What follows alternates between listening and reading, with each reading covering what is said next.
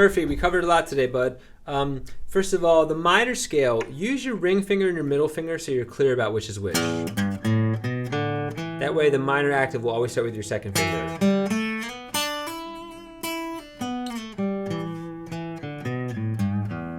And with the major, slide on your ring, and you'll land on your first. So the major will start with your first and the minor with your second. The other mnemonic is just to think 1, 2, major, third. You know how extended scales work, so if you use that idea, it should clue you to whether it's a major or a minor scale. Okay, then we took this and we began to move it around a little bit. And we talked about the other types of triads. So major is 1, 3, 5. Minor is 1, flat 3, 5. Then I explained briefly the diminished, 1, flat 3, flat 5. Diminished chords are kind of creepy sounding. Similarly, an augmented chord starts with a major starting point, and it augments or sharpens the fifth. Okay, so we're not going to study those in detail right now, but I just wanted to point them out that there's 4 types of triads total. And then we did a lot of work with this triad, which is root, 3rd, 5th, E minor. And we contrast it with this one, which goes 5th, root, 3rd, 5th, root, 3rd. And I pointed out that E, G, and B will always spell E minor, whatever order you put them in.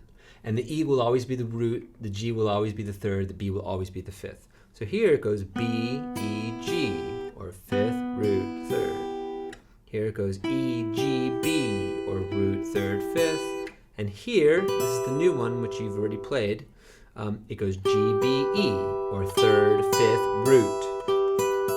So, in consequence, the open 3 strings are also in E minor. So now you can do 4 E minors.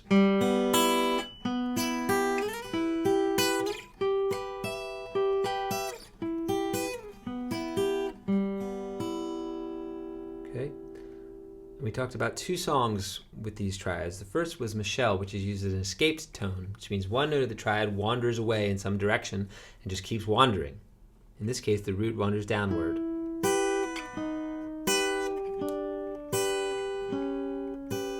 Okay, now he goes to an A minor, flat finger, but he decorates it with this 9th.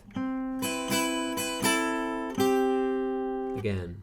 Up, down, down. Then he slides into a movable F shape from A to B.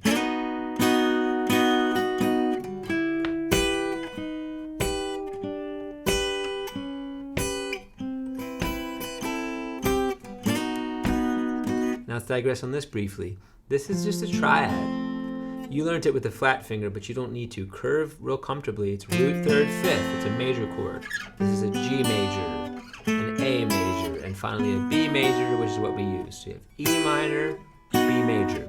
This is the 1 and the 5 in the key of E. And so those are the 2 poles of the progression. Okay. We also talked a little bit more about, let me just think through the lesson. Do your task in A minor this week as well. So E minor is here at 5, go up to 10. And do the triad, the arpeggio. Use your pinky a little bit more for me. The scale. And then some of the color. We talk about bending the highest note. All 3 fingers, bending the first finger note.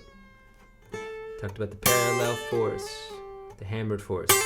We talked about putting this finger down and playing those notes with a slide. And then launching into your 3rd scale from there. Whoops, that was sloppy. Okay, so you do task in E minor, but also do task in A minor. I call this the primary pair of the 2 most important guitar keys. Finally, we talked about Roxanne, which uses all these triads in combination. So it's G minor, E minor, again, G minor, D minor, C minor, and this is an F sus4. We'll talk about that next week. 3, 1, 1, and back to the beginning.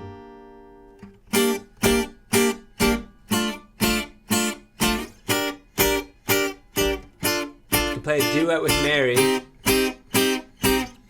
if she plays the bass. Well, you know what? Don't worry about that. The bass just goes down a G minor scale. It goes G, flat, D, C, F, F, F, G. It's a big, long descending G minor scale. All the way to C, and then F, G. Anyways, we'll talk about that more next time. Have fun, bud.